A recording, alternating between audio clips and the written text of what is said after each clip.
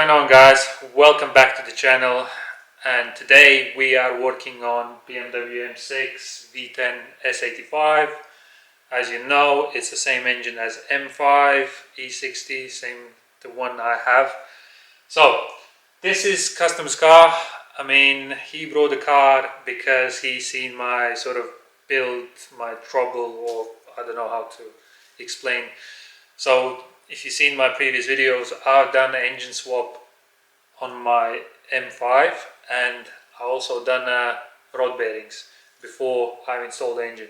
So that's why he was keen to bring the car over to me, and I'm guessing he seen that I know what I'm doing. That's what I'm trying to say. So this job, as you can see, I already stripped it. I'm sure you're not interested how I'm taking suspension apart, blah blah blah. And obviously we're gonna do it in situ whilst the engine in. So I've removed the subframe, removed all the suspension components, removed the sump, and as you know in my previous video, I was doing rod bearings on a stand. Was obviously engine out, and me and my mate helped me out because I didn't have this fancy snap-on torque wrench. I mean, because of this job, I didn't mind to spend £350. Snap-on man wanted 500 quid, but I found on eBay brand new for 350 quid delivered. Because as you know, if you're using ARP bolts, that's a non-stretch bolts, you can reuse them. But if you're using genuine BMW bolts, they are stretched. So whatever you do rod bearings on this, make sure you basically buy brand new bolts either from BMW or ARP, which is reusable. And I've used, the customer basically wanted to use the BMW bolts, so they are stretched and they are 20 Newton meters, 6 Newton meters, 20 Newton meters and 130 degrees. Then you need to release. It's like basically slack it off and do it literally 3 times in total. I knew I won't be able to sort of do it myself with this, and that's not going to be very accurate, and especially in situ, that's going to take me loads of time.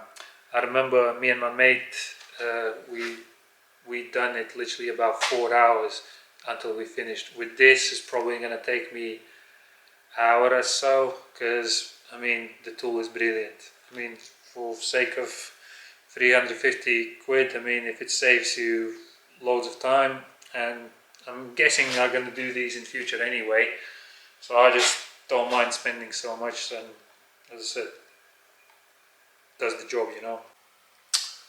So everything is stripped so far, as you can see. I've already done one journal, so we got 1, 2, 3, 4, 5 in total. Obviously V10, 5 journals, 2 cylinders per journal. And what I tend to do is I didn't touch the crankshaft yet, so this journal was first accessible journal. As you can see, I can access bolts, and obviously I've done this one first. Now I'm gonna literally turn a crank, I don't know, a couple degrees, and see probably this one I'm gonna do next.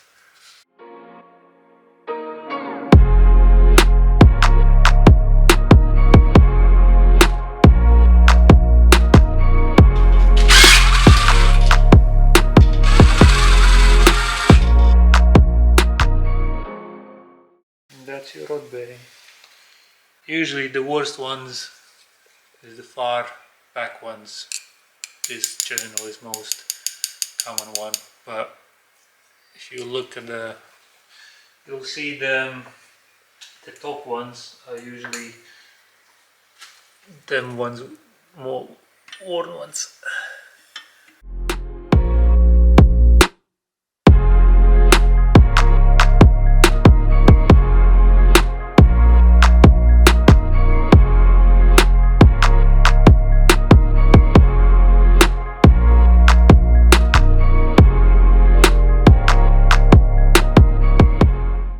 As you can see, this one is the top one, and this is the bottom one. The top one always going to be most, that's where the most wear going to be, as stroke goes upwards, and that's where the force are, I would say. But this doesn't look that bad, to be honest. We're using new ACL ones. That's how it looks new, and that's old one. I mean, you see the difference. Judge yourself.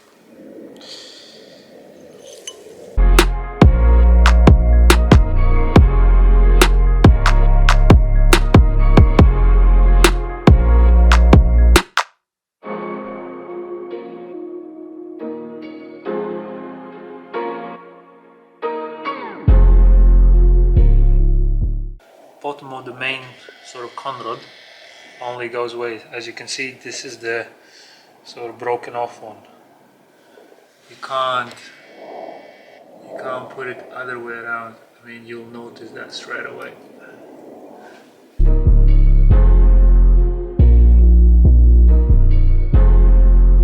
This is the fun part. So, to total the map, 6 Newton meters, 20 and 130 degrees, 3 times in total.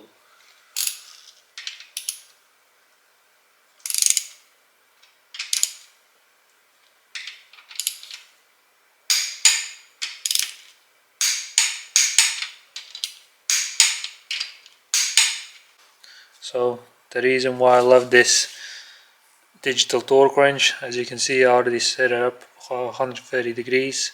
So as soon as I'm gonna turn, it's gonna show me degrees, so I can, let's say, go 50 degrees now and then go back. Now it's gonna show me 112. I can go back as well, and that's it, it's 130. Cool stuff, I like it. Now you release again and do it 2 more times. I'll be our 6 Newton meters. Now it could be another 20.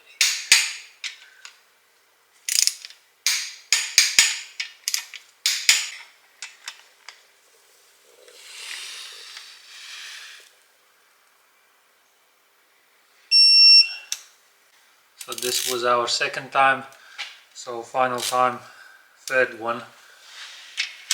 I'm gonna release it.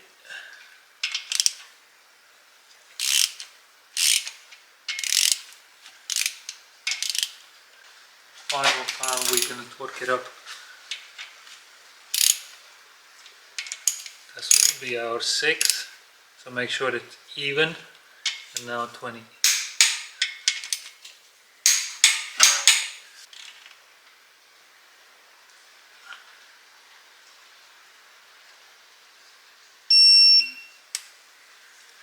Simple as that. As long as you got the right tools, you're saving, well, time. So, showed you how to do basically one bearing, and obviously you do all 10 of them, and then literally put everything back together. So obviously I'm not going to show you every single one of it, but I'll do them all. I'm going to show you the bearings, and I'll put everything back together. We can start up. So finally managed to finish the M6, put everything back together. I got it left under trays and a couple of plastics, but all is there, everything is there, everything underneath is finished. So this will be our first startup. So the main reason why I want to show you this car, because I mean, everyone probably loves straight through exhaust, especially on this S85 V10, and this is one of the examples where you have a pretty much straight through exhaust. It has a back boxes, but as far as I know, even they are the free flow back boxes, so it's unbelievably loud. Literally, I mean, if you're gonna sit here in a sort of closed area, and probably at the back you'll go deaf, you know. But I'll set my camera over here and I'm just gonna start up. and you'll see it.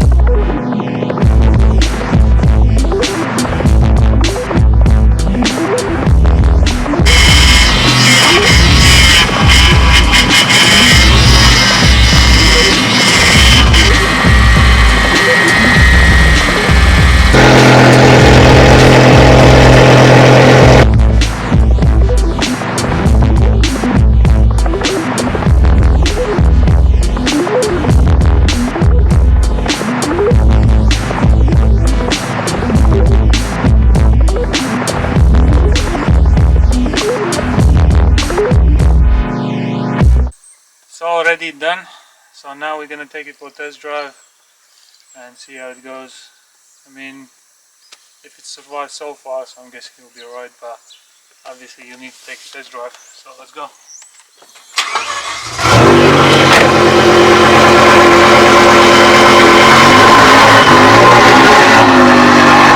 This is probably the loudest V10 I ever driven.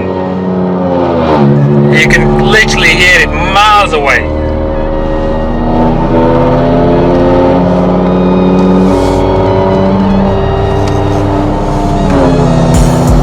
Can't imagine this driving daily. I mean, customers loves it, so his car, his choice, but it is loud.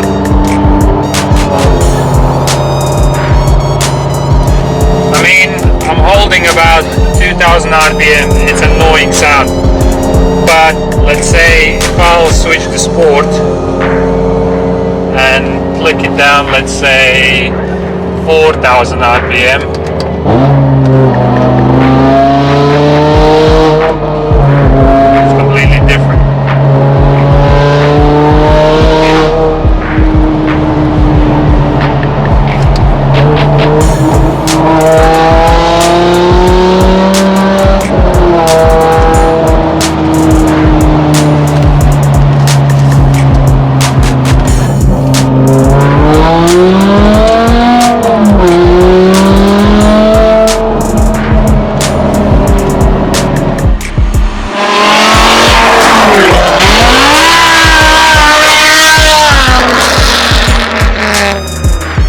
Sounds awesome, guys, when it's literally dead goes to deadline.